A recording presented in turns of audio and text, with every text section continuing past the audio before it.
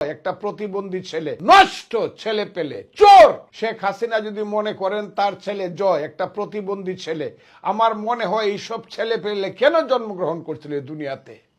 বাংলাদেশের নামে এইসব প্রতিবন্ধী ছেলে পেলে লোভী, গ্রিডি, নষ্ট ছেলে পেলে, চোর, সারা দেশের সম্পদ লুট করে। আমার বলতে খুব কষ্ট লাগছে।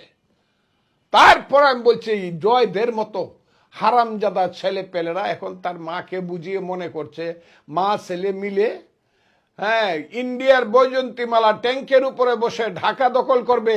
It is not so easy. এটা দুঃস্বপ্ন হয়ে থাকবে। 5 লক্ষ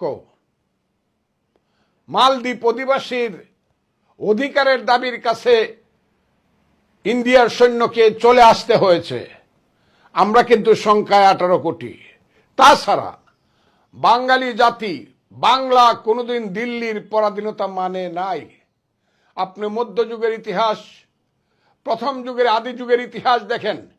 সেই পাল থেকে সেন, সেল থেকে পরবর্তী সময়ে যত এসেছে সালতানাত, সেই সালতানাত বংশধর সেই গিয়াসুদ্দিন, শামসুদ্দিন ইলিয়াস শাহ থেকে ধরে হুসেন শাহ, হুসেন শাহ থেকে ইশাকা, বাংলার 12 ভূঁইয়া, ইশাকার নেতৃত্বে, মসনদ এলার নেতৃত্বে, বিক্রমপুরের চাঁদ রায়, কেদার রায়, চাঁদ প্রতাপের চাঁদ গাজী, যশোরের কৃষ্ণচন্দ্র, দিনাজপুরের গণেশ রায়, ময়মনসিংহের উসমান খাঁ, এই 12 ভূঁইয়ারা মিলে কিন্তু বিদেশিদের বিরুদ্ধে, দিল্লির বিরুদ্ধে যুদ্ধ করেছে।